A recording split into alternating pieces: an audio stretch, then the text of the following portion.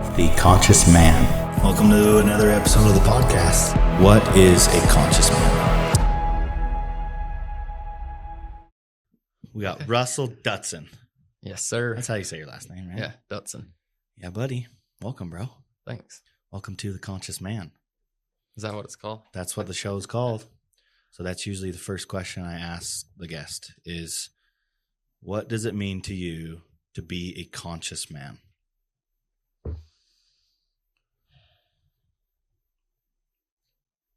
Shit.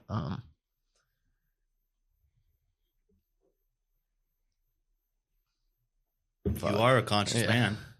You are a conscious. No.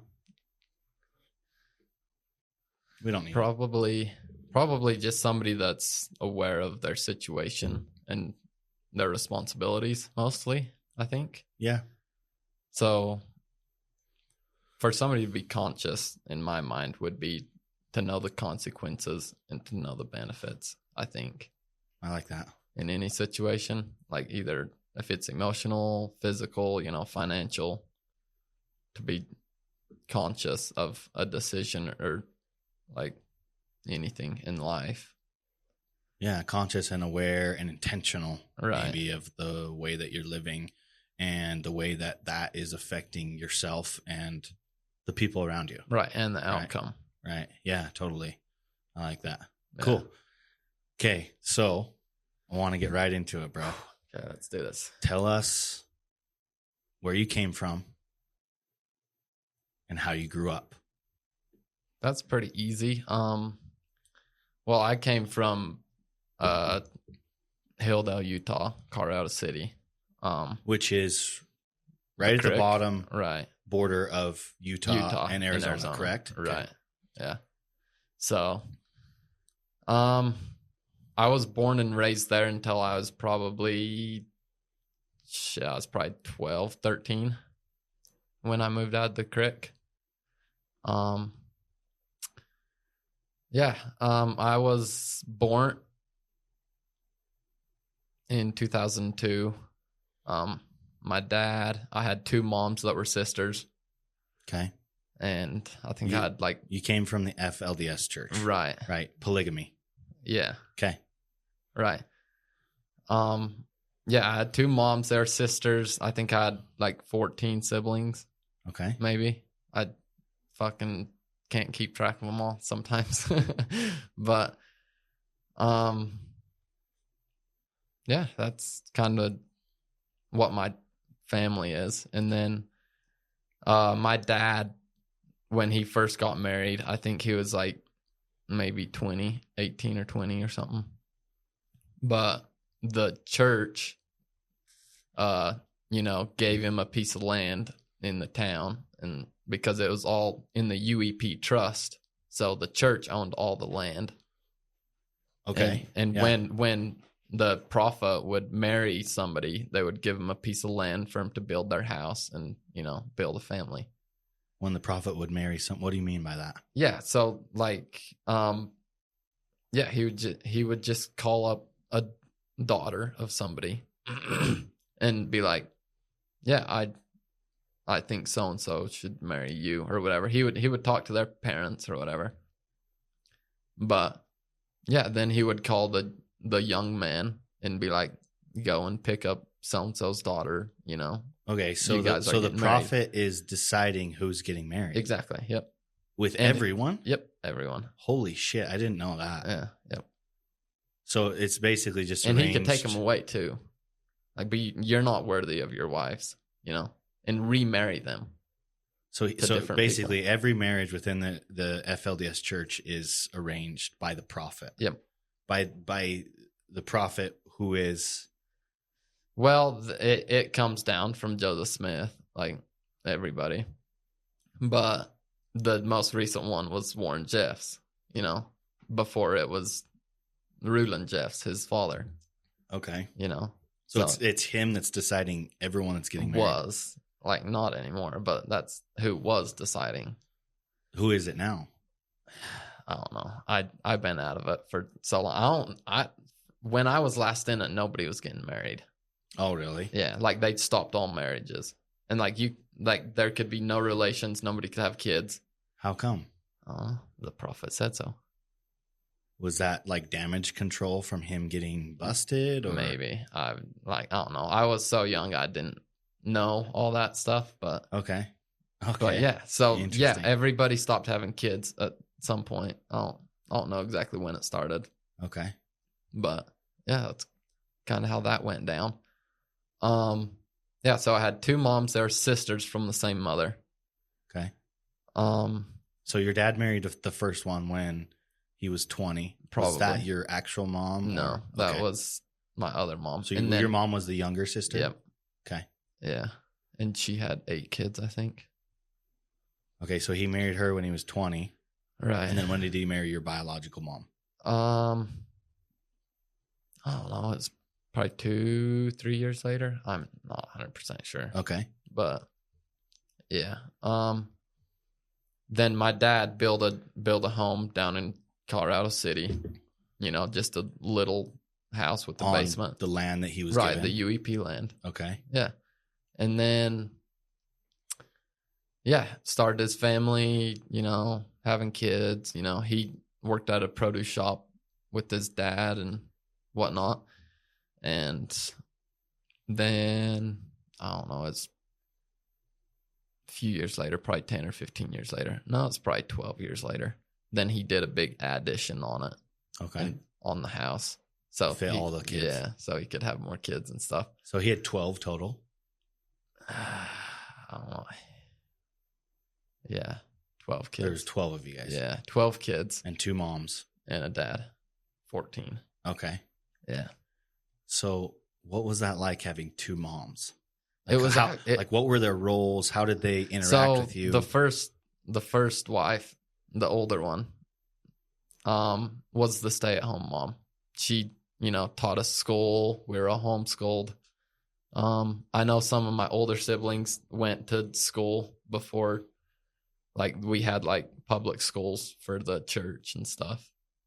They were public schools For the church. for the church. They were it Right. was just So like members of all the church. kids from like, well, pretty much everybody that lived in the creek at that time was in the church. Like Yeah. everybody. Okay.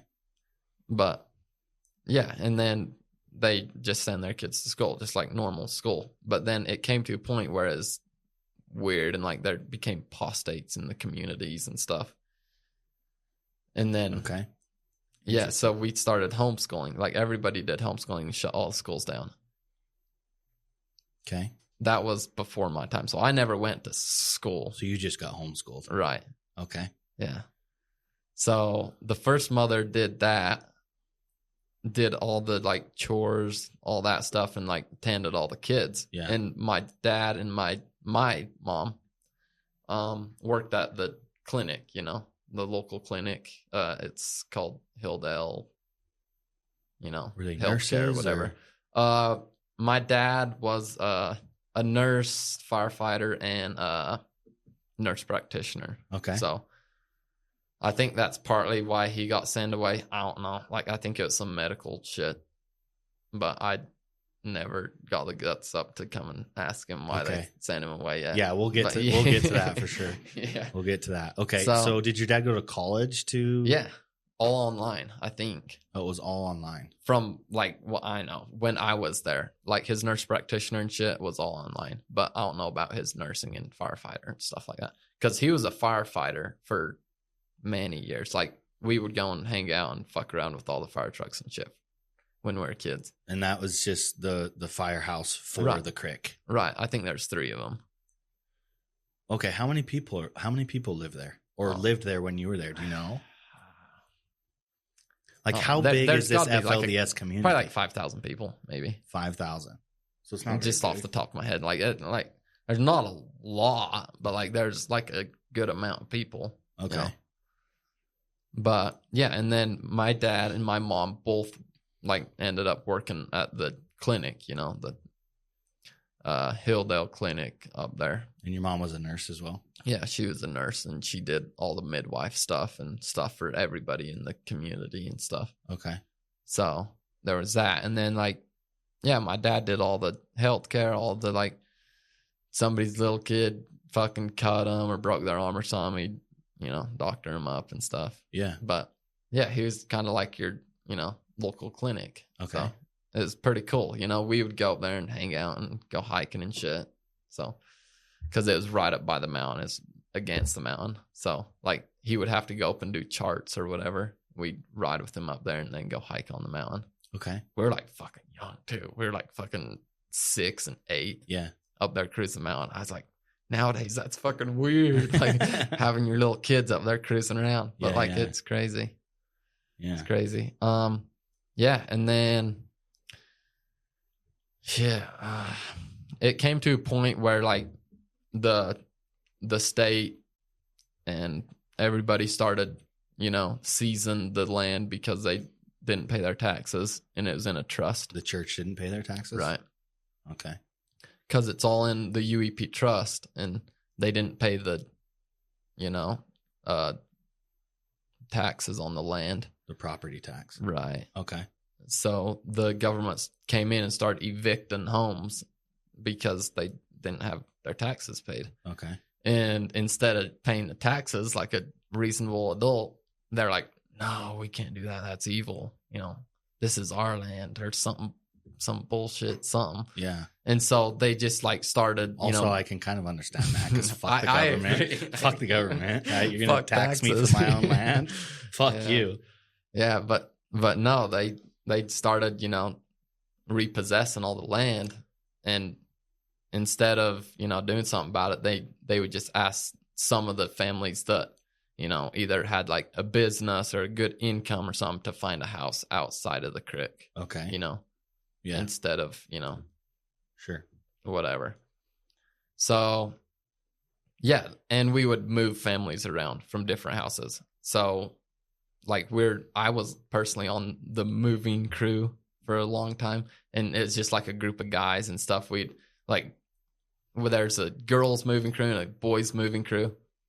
And so the girls would go into their house and pack all their shit. And then they could bring you in to move all the shit. Yeah, well, all the girls would like pack all their shit, wrap everything, and like take all the little shit, like all the boxes and bags and all that shit. Then the guys would come in and like take all the furniture and all the big shit. Was that like a church calling or like did you get paid for that? No, fuck no. Like we just did it because it was something to do and it was fun and we could stay up late and wink, wink. Okay. Yeah. That's where I actually started doing bad things, Okay. My first movie was Hannah Montana, on the truck screen at midnight. Were you guys not allowed to really watch movies? No. What were the rules of nothing? No internet, no movies, no music. No internet. No internet. Like, you get a new phone, you would take it to the church and they jailbreak it and, like, take off the internet, but it'd still have cell service. So you could just call. Right. Text. And, like, even at the end, texting was bad. It takes the emotion out of communication. Okay. And so, like, a lot of people started emailing. Like, they would email daily, like, in conversation. Okay. Like, it was mind-boggling. You're like, why? Like, yeah. But no, texting was bad for a long time. And it was weird as fuck. Yeah. Interesting. Okay, so tell me a little bit about this church. So, do you know the differences between, like, the FLDS and the Mormon church? Yeah, I think. So... Because you guys still use the Book of Mormon. You essentially believe that because after Joseph Smith died, who was the original founder of the Mormon church, it split off in two. No, it didn't split off until like way later, probably like 2 or 3 generations ago. But I thought after Joseph Smith died, his sons stayed east and Brigham went west, and that's where the church split. That's not true? Not to my knowledge. Okay. I don't know, because it was way, way longer down the bloodline, I think. It was like Brigham Woolley or some era. Okay. But then... I don't know. We can fact check that later. But yeah, I'm not 100% sure. I thought it was Joseph Smith's sons that kind of started the FLDS church, but I could be wrong. Not to my, priesthood knowledge. Okay. But, could be getting revelations. I don't know yet. But no, yeah, there's this, I I can't remember his first name, a Woodruff dude that got a revelation or something to do his own thing, and then the prophet or whatever said it was a false revelation, and then he kind of started his own branch, and then that's kind of where it split off. Okay. And so we're always taught, our religion is the pure religion, this is the true religion. Of course. Because, they got a false revelation. It's the only true church. Exactly. Just like every other church says. Yeah. So I think that's what we were taught, where it split off is he got a revelation and then thought he was the prophet, and then he started his own thing. Okay. I think I could be wrong. Yeah. Interesting. Okay. But that's what I have knowledge of. Okay. So that's where it split off and went into two. Okay. So continue your story. So you're living in the creek. You got two moms. One of them's a nurse, which is your biological mom. Did you guys, was there any real distinction between your biological mom and your other mom? Or was it just both? They were just both mom? They were both mom growing up. As I got older, then I would call the older one Mother Yeti because her name was Mariette. Okay. So everybody just called her Mother Yeti. And then my mother was named Roxy. So I'd call her Mother Roxy. And that's just how it went. Okay. And we would never call our father dad. It was bad. And you wouldn't call your mom. It was mother and father. No, I'm serious. Yeah. I'm serious. I believe you. It sounns crazy. But it's weird. Now it's normal. So you go to your dad, you'd be like, Father, what's up, Dad? Fist bump. But whatever. But growing up as kids, it was always father, father said don't do that. Okay. Yeah.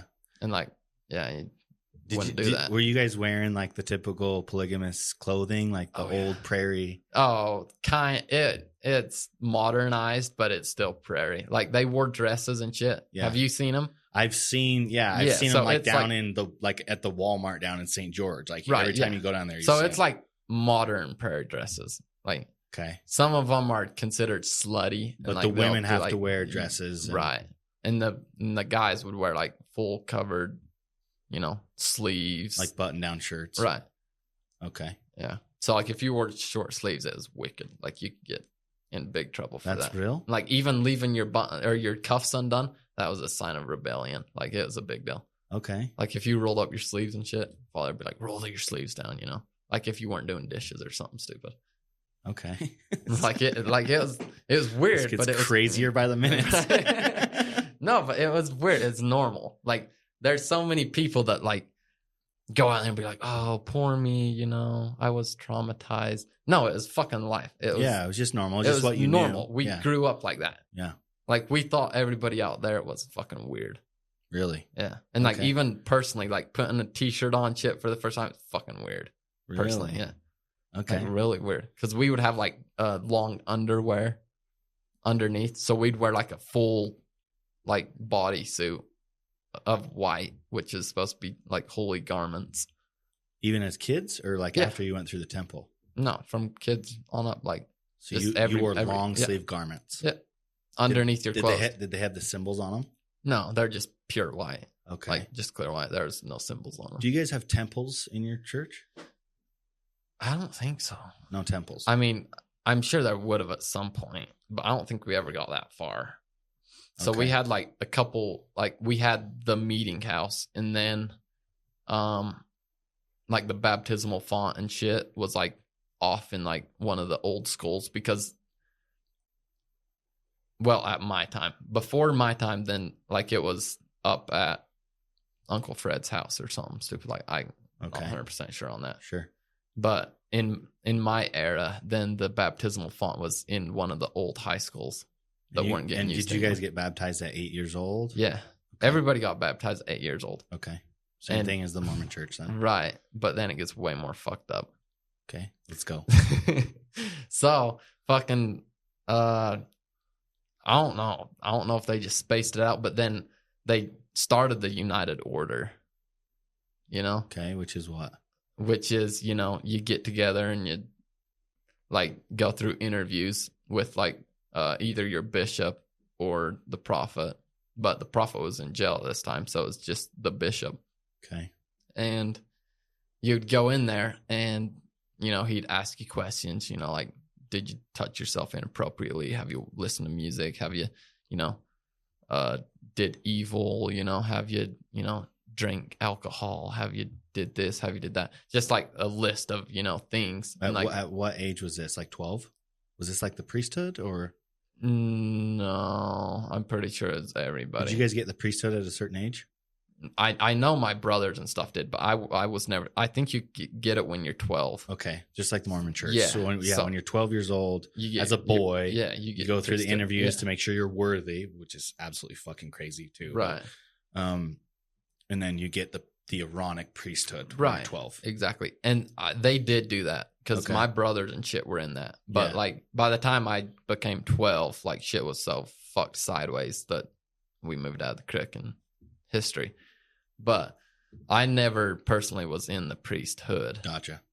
But I know my older brothers and shit were. And like they were missionaries and shit, and they'd go around, on Sunday night or Saturday night and, go to certain people's houses and, like bear their testimonies. Like people that weren't coming to church or? No, just like you'd get a random call and be like, missionaries are coming tonight. So we'd like fucking, little kids, we'd like help mom clean up everything and fucking make sure the house is all perfect because they could do walkthroughs is what we were told.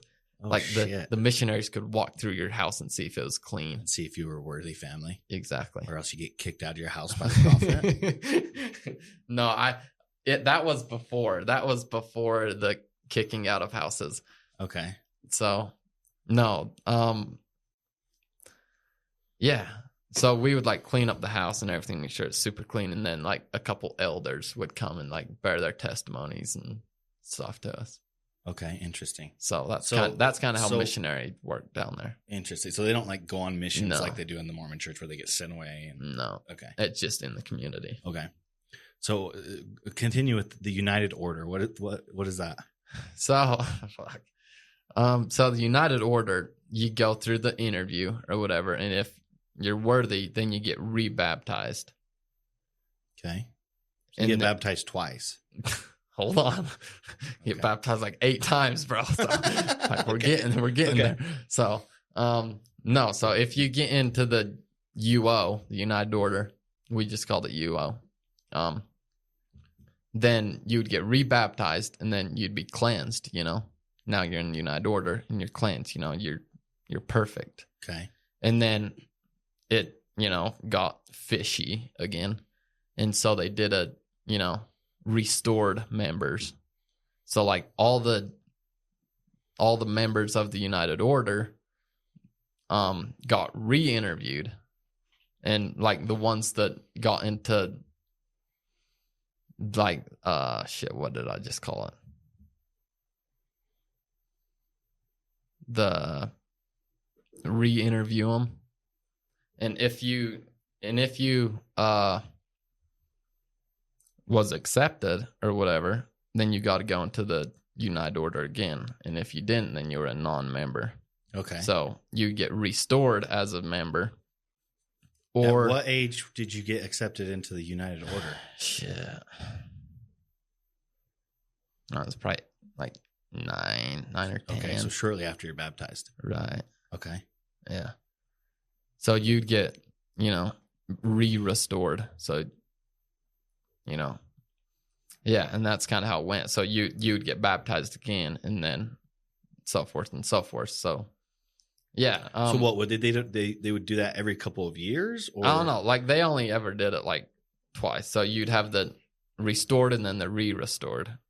Okay. So there was only 2 restored. And they were what, like 2 years apart, or? No, I don't even know if it's that. Maybe a year. Okay. I don't even know if it's a year. But okay. Did they get like special privileges if they're in the United Order? Just, I don't know, kind of. I mean, like if you were a non-member, like if you didn't get accepted into the United Order, then you couldn't come to church, and you had to move out of your family's house that were members.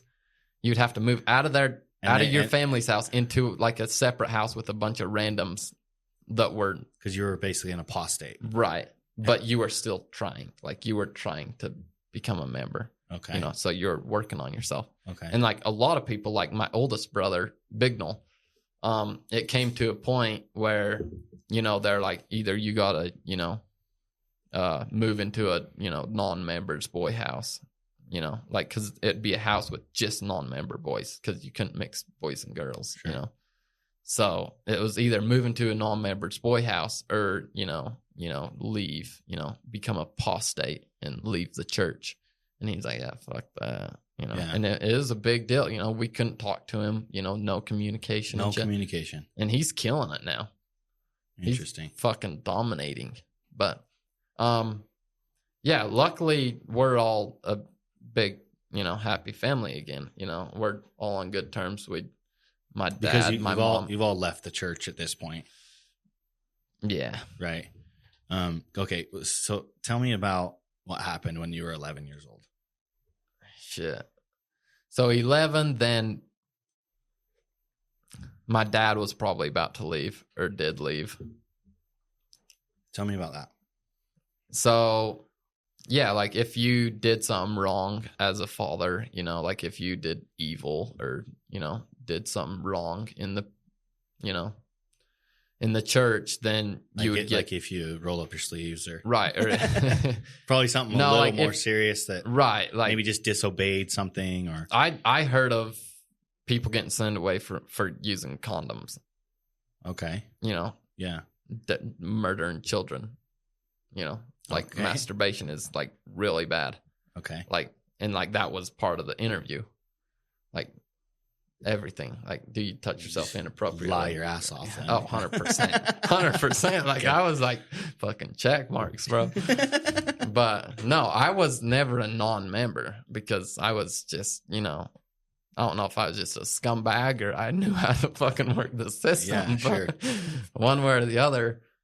Yeah, I mean, I was fucking 10 years old, you know, I didn't know what the fuck I was doing. I thought it was just, you know, part of what we do, you know, you just continue on with life. Yeah, sure. But but when you're 11 years old, your dad basically got sent away from your family, right, on a repentance mission, right, because he did something wrong. You don't know what he did. No, I haven't asked him. But tell me about that. Like, what happened? How did that work? So, a bunch of my older brothers and shit were working out of town, and like every like Wednesday, then my dad and one of my moms, you know, would go to where he was working, where they were working. They were working for my uncle, so it was sort of family. So we would, like, my dad, my mom, you know, a couple of my brothers, maybe a sister, you know, would go up there, and mom would cook them dinner for the night because it was like an hour away. Sure. And it was a big deal. So, you know, a bunch of little kids, you know, it's super cold to go places. So we would go with them up there, and they would, you know, mom would cook them dinner and stuff for the boys out working. And we went up there one Wednesday, and then dad got a phone call from the bishop's office. It's like, you know, we need a meeting with you, you know, as soon as you can. And so we like packed everything up, didn't even fucking have dinner. We're like, big deal, you know? Yeah. Did he know he was in trouble at this point? I don't know. Like, I don't know. Remember, because you were 11. Yeah, like maybe it was some cool thing, you know. Maybe dad was getting exalted for all I knew. But yeah, okay. So we loaded everything up, fucking hauled ass back home, and then the next morning, then my dad like came in for morning class. I think we had it like 6 or whatever, and he's like, I've like been sent, you know, on a repentance mission and all this stuff. So that's kind of how it went down. And at the time, then we had another family living with us. So he was their caretaker because their father got sent away, and their family moved into our house. So this happened pretty often, that guys would get sent away? Yeah. Okay. At the end, it got pretty bad. Like, there weren't a lot of good dads around. So, like, according to the church, right? Right. Yeah. Okay. Right. So anyway, he comes in. He's like, you know, I've been sent on a repentance mission, and, you know, I have to go do this and whatnot and be forgiven and stuff. So then, like, he does class, and then after class, we, you know, have a fast breakfast or whatever, and then we help dad, haul of his stuff out and make sure he has all of the things he needs, and giving him all the stuff so he doesn't have to worry about it and whatnot. So we're packing all of the stuff up in his truck. And yeah, and then he left that morning, as the Thursday morning. I fucking remember. Do you remember how did that feel? Was your family were they crying? Yeah, my moms and stuff were like crying in their room, and it was a big deal. Yeah. Stuff. But like me as a little kid, I was like 11, I didn't know what the fuck was going on, And you haven't wanted to ask your dad, hey, why did they send you away? I'm gonna. Yeah, okay. It just has to be like the right moment. Sure. Yeah, I can't just walk up and be like, so what's up, bro? Okay. But no, I'll get there. Like, me and my dad are on really good terms right now. Yeah, we're cool. Cool. But no, yeah, as an 11-year-old kid, you don't really think about it. I mean, he's just going to repent and then he's coming back. Yeah. You guys didn't know how long he was going to be gone? Right. We're thinking like maybe 6 months, because like our dad's the best, he's perfect. Of course. Right. Yeah. So, yeah, then he left, and yeah, no communication. Never heard from him until I was 16. So he was gone for 5 years. Right. Do you know where he went? I think he went to Arizona for a long time, and then I think he rented a house somewhere. I can't remember where he said. Just basically went off and worked by himself. Right. He rented a house for a minute, and then he just got back into trucking, because when he was in his like 20s, then he did a bunch of trucking for the produce company and whatnot. His dad and stuff ran, but so he just went straight back to bring to your dad on the podcast. We're gonna have to, for sure. He would know some fucking shit. Yeah, I'm sure. But no, he just went out and started driving truck. That way he never had to, pay rent for a house somewhere or something. He just fucking became a workaholic, I don't fucking care, Yeah. Send me for fucking 6 months, give me work. So that's kind of how it went. I think he was stationed out of like New Mexico or something, because that's where he parked his truck. Okay. And then, yeah, he just fucking... When he wasn't driving, he was just sleeping in his truck. Right. Cool. And then he just drove semi for 5 fucking years or whatever. Because he already had his CDL and everything. He just fucking got back into it. Okay. But yeah, and then when I was like 16, we were doing a big hotel up here.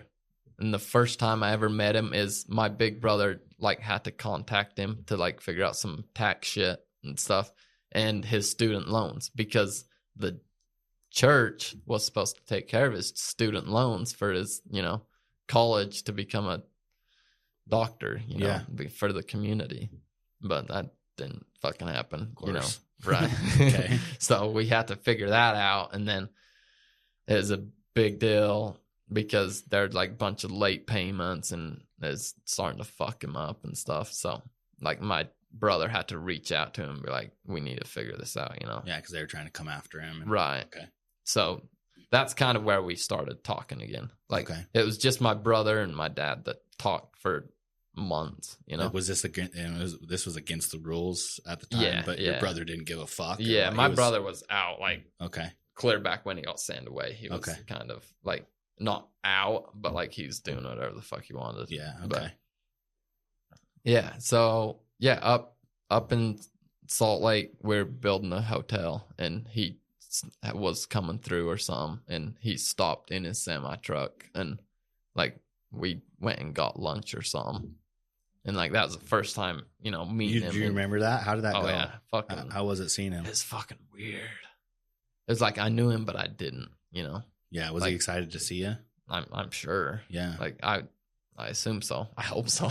Yeah, sure. But no, it was super weird. Like I was like super, happy about it, but at the same time I was like really confused. Like I was like, is this good? Is this bad? Like, I mean, at that point, like kind of didn't give a fuck about the church, but like, in the church, like if you do something bad, then everybody knows, you know, like, or if you do something shady, Yeah, like they all judge you. Judge like a motherfucker, and like big gossip mill. Like there's like some families just known for gossiping. Like oh, I heard it from the Keats, you know? Yeah. And you knew it's bullshit. Like, okay. You know, like it's just like stuff like that. But no. That's the first time I seen my dad after that. And then it just became more casual. Then like it came to a point where, you know, my dad's like, or my brother's like, yeah, you're not fucking driving truck anymore. You're fucking 60, you know? Yeah. Like, come on, dude. Like, and your brother at this time had started his construction company. Oh, we're way into it. Probably like 4 years. Because when your dad left, then your brother started the company, stepped up, almost and basically immediately. took care of your family, right? Yeah. he was like 18 at the time. Cool. 18, 19. Fucking badass. Yeah, that's fucking cool. No, and that's Heber. Yeah, gotta have him on too. He's a fucking stud. Heber's a fucking stud. Absolutely love that dude. Hell yeah. Yeah. No, I still work for him to this day, you know. Fucking he's got a booming construction company, super fucking nice guy, but just badass. And obviously the fact that he had to fucking step up to take care of his family when he was like 18 just years even old. Thinking about it right now, like for me, like I'm only 21, but just the fucking thought of that, I'm like, fuck. It's a lot of fucking pressure for an 18-year-old kid. Right. Yeah. And not even that, like fucking 6 months after my dad got sent away, then like after the houses were being foreclosed on and shit, then the house we had moved to, I think we were there for like a couple months, maybe 4 months. And then the bishop's office, like, can you, you know, to my big brother, can you help your like your father's family and like your family find a place outside of the creek because we really need the house for so like they're basically families. Kicking your family out. Yeah, they're like, we need the house you guys are in for families that can't afford to move out, you know? Okay. So then like he was like, fuck yeah, like let's fucking go. Like, he's like, peace out, bitches. Yeah. So we rented a house up in Cedar and like moved the whole family up there. Okay.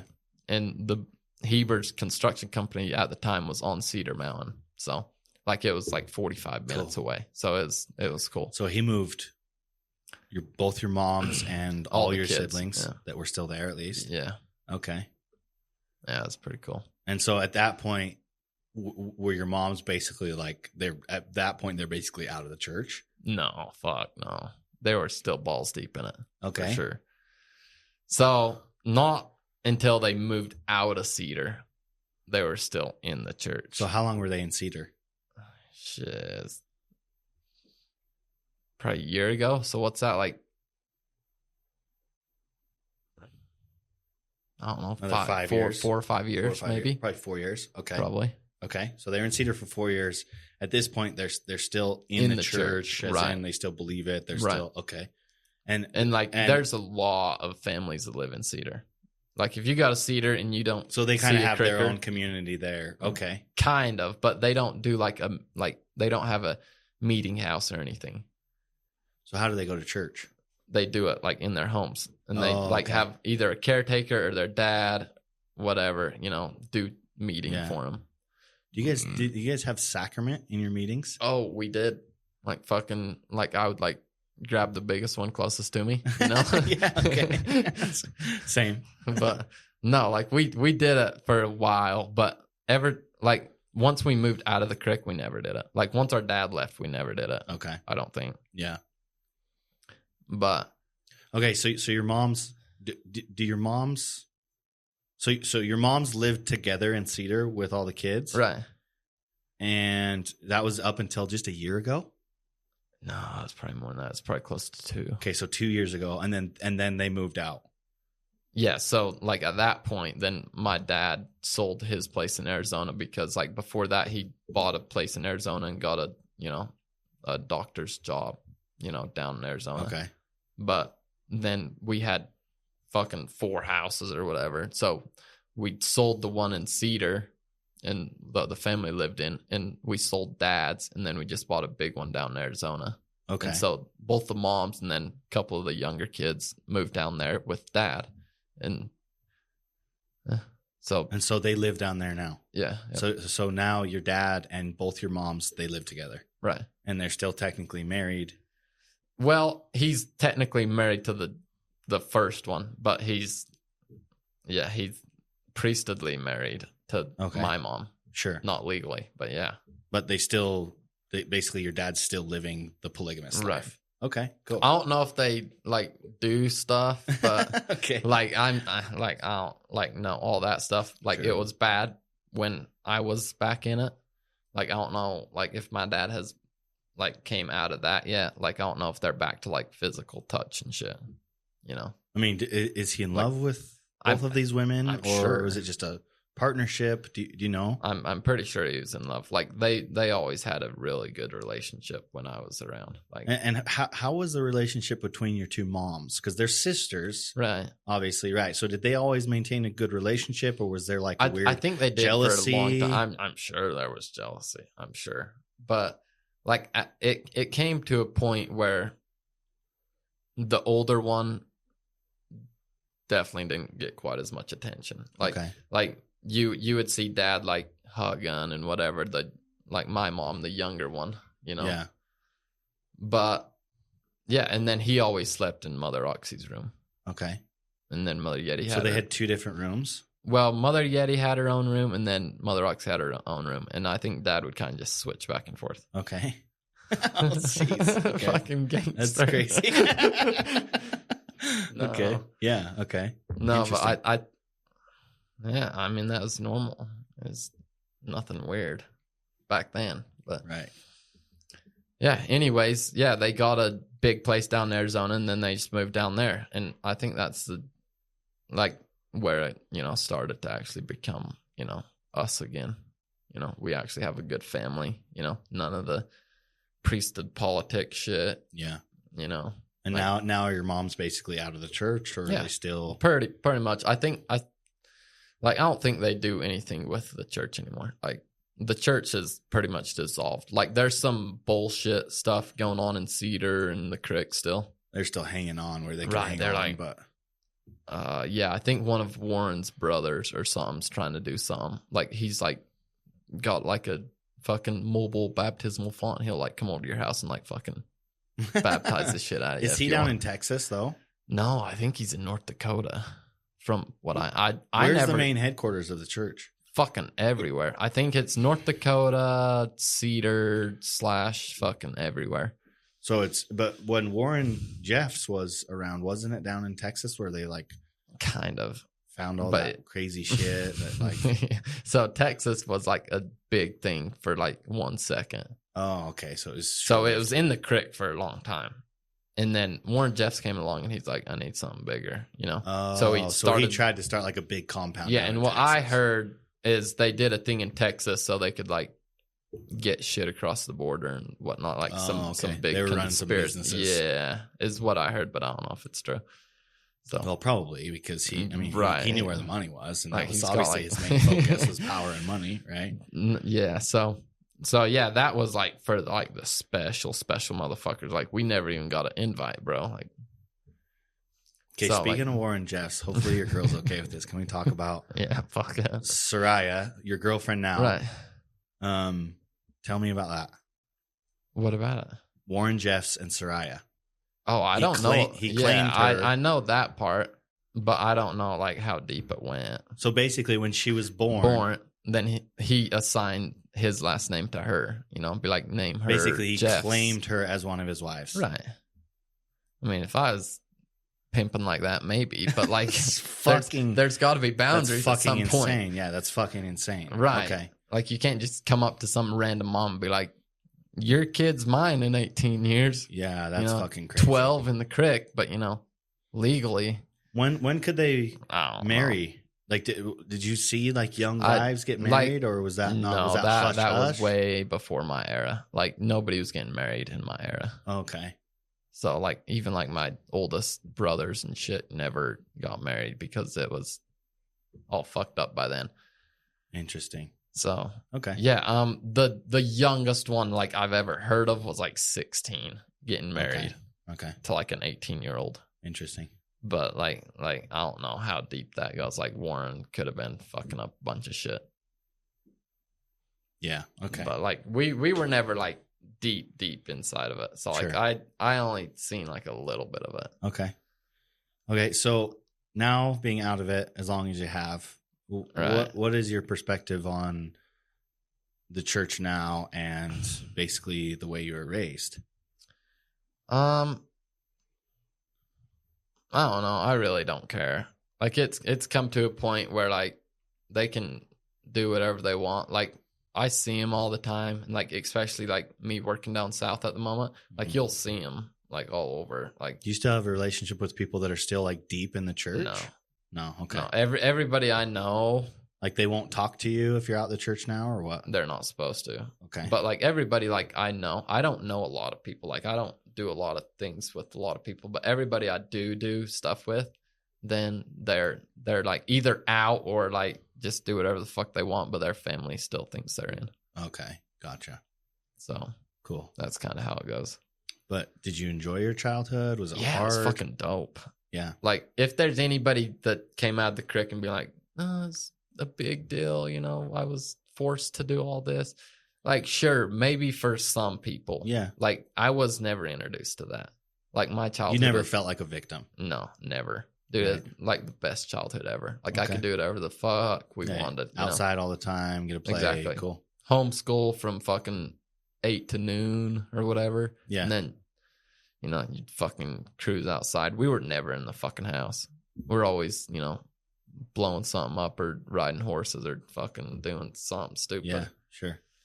But yeah. And I can see, you know, I think it's really great to have the perspective that you're taking so much good out of it because, you know, like I know you, right, and I can see that you were raised a certain way that is very different from the way that most men, especially your age now, are raised. And right. It's done so much fucking good for you because you have this insane work ethic now. You're a good dude because I think you were taught morals from a very young right. age, which I think is amazing. I do think that you were victimized in some sense in that your dad was taken away from you when you were 11 years old, but you've right. taken the good out of that, right? Yeah. It made you independent. It made you, you know, be able to make quick decisions, you know, and I can relate with that to some sort because I basically lost my dad when, you know, I was 11, 12 years old. He was at that point so sick right. that it gave me so many strengths, you know, right. And so I think that's amazing that you can have that viewpoint. And because I do believe like if you get stuck in like being a victim to your right. childhood, like poor me. Yeah. You know, I think there's some level of like being able to see that maybe your childhood was a little bit fucked up and taking responsibility for dealing with that side of yourself, but also like claiming your strengths, which I think you've done a really good job of doing, which has been really cool to see is because, you know, like I see you and you know, obviously you're in our men's group now and I see all the shit that you're doing. You just bought your first house at 21 years old. Right. You're an action taker. You're a pusher. You know, when we talk about this on a regular basis, it's given you so much good shit that has pushed you forward in life that I think it would be really hard for you to sit back and feel sorry for yourself. Right. And know? Like, not even that, like if I sat back and was like, poor me, I'd feel like a fucking douchebag. Like I'd be like, you fucking piece of shit. And it wouldn't help you realistically. It doesn't help you to like live mentally in a victim mentality. Miss it, like it not good. Yeah, like, for sure. But yeah, I don't know. I think it just got to a point where like I knew nobody was gonna save me. I knew the prophet weren't gonna come back and you know, cleanse me, and you know, I'd be holy for the rest of my life. You know, like I knew that was never gonna happen. And like my dad left, and I was like, you know, fuck. And like at some point, I knew he wasn't gonna save me. Yeah. And so I was like, you know, man up or fucking eat it. Yeah. But no, luckily I had my bigger brothers there, you know, which is a big part of me, which I don't think I'd be as far as I am without that, you know, without that backing, you know. Yeah, and your brothers now, what is their perspective? Like, for example, Hebrew, you work for, Right. You're doing construction for him. He owns his construction company. What's his perspective on the church? Does he feel very similar to the way that you do, or do you know? I'm sure. I mean, he's probably got way more juicy stuff because he was, a part of the before I was. Yeah. But I think so. I mean, like fucking, like the people that are still in it, fuck yeah, do you? Yeah, sure. Just don't try to tell me what to do. Right. Like go, have 15 meetings every Sunday and like, yeah, if that's what makes you happy. Yeah, if that makes you feel confident that Jesus is going to come save you, then do that, like more glory to you. But for the people that come out and be like, they stole everything from me, like I can never have a healthy, mindset, like I was traumatized, like I don't think so. Yeah. I mean, I can't speak for everybody, but like, well, I mean, the reality is that both are true. Like if you believe you are a victim, then you will be a victim, and you can spiral down that, and that can be I agree. bad, right? But you can also be like, yes, I was victimized and I'm dealing with that side of myself, but I'm also claiming my strengths, and that's what's pushing me forward. And I'm going to take full responsibility for taking myself where I want to go, even though certain things happen to me that maybe I wish didn't happen and maybe set me back in some ways, but also you can always turn those setbacks into strengths. Absolutely. Right? Because the things that happen to you, I believe, usually happen to you for a reason. They're meant to be obstacles that you overcome. Because when we overcome obstacles, we become stronger. We become better people. We get to know ourselves on a deeper level, which in my opinion is always a blessing. Right? But if you get caught in that victim mentality of poor me, that this shouldn't have happened to me, then you're not going to be able to make it over that obstacle. I agree. Right? And especially when they feed it every fucking day. Feed it. Yeah. I wake like that. up and be like, I'm fucked. I'm a victim. Poor me. Somebody save me. Like, I can't do this. Like, they do it every morning, like all day long. Or like even some people I work with, like on the job, this fucking sucks, so, like my boss, needs to do this or that or that. Like their boss is going to change their entire life by doing something. Yeah. Like, no. It's people that don't want to take responsibility for their own shit. I agree. It's definitely a responsibility. Like if you don't go and fucking change it, nobody's fucking changing it. And like if you're not growing in the business, it's because of you. Like I'm the youngest brother and I'm like, like hiring some of the other people, like I manage people, 2, 3 times the age of me. Yeah, because you haven't fallen into that victim. And I like what you said. You said they feed that victim mentality. And it's so true that whatever we focus on, whatever we focus on expands within our life. So have you been victimized at a certain point in your life? Yes, everyone has. Yeah, everyone has. But if you want to focus on that, then that is going to expand in your life.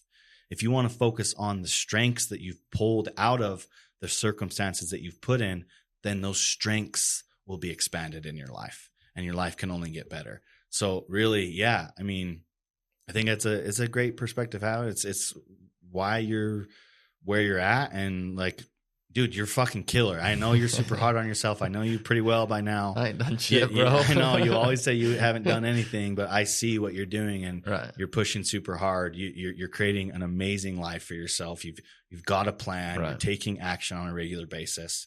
Dude, and I'm honestly just super fucking proud of you, and I'm super glad that I got to meet you because your story is fucking cool, bro. And you're fucking really cool. So win-win. Thank you, dude. Appreciate that. No, it's good. I'm fucking glad I met you. It got to a point where I lived up here for a couple of years, and I don't know, like I was in a bad state physically. Like mentally, I was like, fuck it, like I do whatever the shit I want, and like I go partying and whatnot and do stupid shit. But like it got to a point, I got a good girl, I got the car, I got the truck, I got the toys, shit. Then I was like, okay, this is reality now. Like we gotta figure out how to do something with our life. Because, like, we started something. You know, you can't go back to fucking partying. Right. Like, either you'd fucking grow up and you take your life into your own hands and you grow like a man and you take the opportunities that come your way and you grow, or you can fucking throw everything away you do have currently and go back to partying and fucking around and, you know, being that version of you. But no, it really came down to that. And I knew, like, I couldn't go back. Like, I had so many friends, you know, like everybody, you know, like everybody was my friend, you know, like I had so many friends, you know. Yeah. And like now I don't have anybody, you know. I got my girl, you, my bros. Well, you got the men. Yeah, you got the men's group now, which. So tell me a little bit about that. You came into the men's group, what, 6 months ago? Probably. What has that experience been like for you so far? Fucking awesome, bro. Yeah. Dude, I could have never dreamt of this good. Like, I thought, you know, it's going to be a cool group, maybe meet some cool people, you know, maybe, you know, hang out with some cool guys, you know, maybe network a little bit. But that's all I thought, you know. And then we were doing the 90-day challenge. So, you know, a little bit of consequences, you know, to my actions, you know. So, yeah, it was mostly that. And then, yeah, the group's been fucking awesome. We got so many fucking cool guys. We got a group of killers. Fucking awesome. Yeah, we got some fucking killers in the group, and it's been really cool. Like just the bond that we've had together, and it's. I agree. You know, it's something that, like, I never even realized I could have, like, this type of relationship with so many just fucking cool guys, where I just feel like so fucking close to that. Also, like, I would fucking go to war with. Right. You know. Well, it's never even like weird. It's like you fucking show up and they're like, you're fucking chill, you know, you're with your boys. Yeah. You know? Like, dude, if we're together, we can fucking dominate if we want to. Yeah. You know, and like that's what we're doing. The masculinity is fucking awesome, yeah. bro.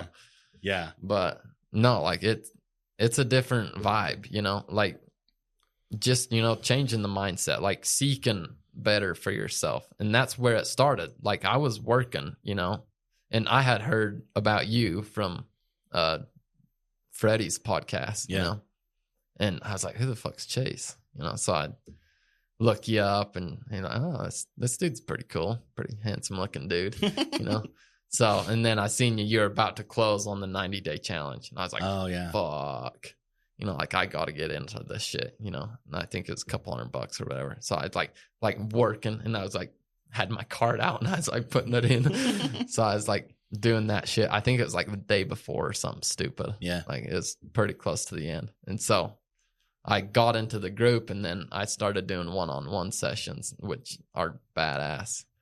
But, yeah, and then I just met most of the guys in the group, you know, Dutson, fucking all those dudes are fucking G's. But yeah, it's crazy. It's been fucking crazy. Never could have. Yeah, we haven't even known each other for very long. Right. But you know, we've all made like super close connections already. I've had the opportunity. Well, the level of trust is insane. It's crazy. Right? Especially in this world where you don't really always know who you can trust, especially when it comes to men.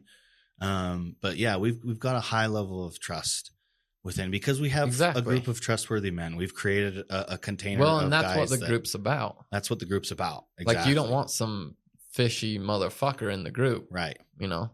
And luckily I haven't even really had to like shield us from that. It's just the type of guys that we're attracting because of the type of guys that we are, I think.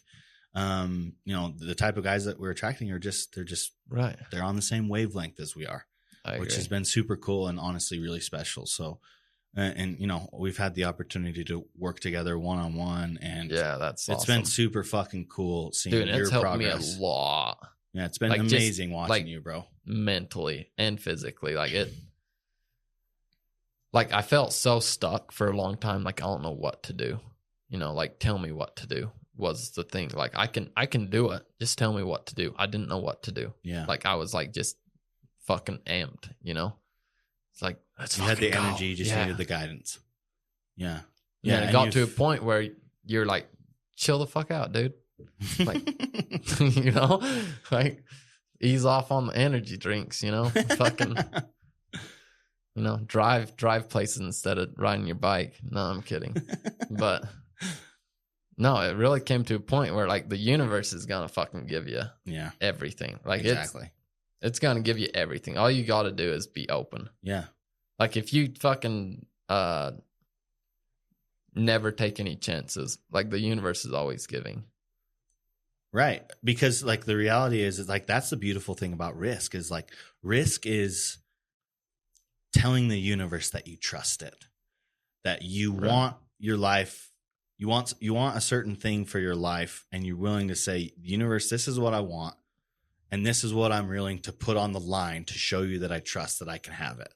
Right. You know, and if you do take those risks and you do it in faith, right, not completely scared, not to say that you're not going to walk with fear. A lot of the times. You're not going to jump off a mountain and be like, right, save me, universe. Right. Like, but when you do take risks and you're willing to put something on the line to have the life that you say that you want to have, the universe always reciprocates. I agree. It will give it to you if you trust it.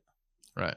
And it's a beautiful part of taking risks. And I've always luckily like been excited about risk. Really? You know, risk makes me feel alive. It gets me amped, but it fucks with me hardcore. Like I'm just like any man. It stresses the fuck. The only thing that you really have to do is just walk through that fear. Right. Right?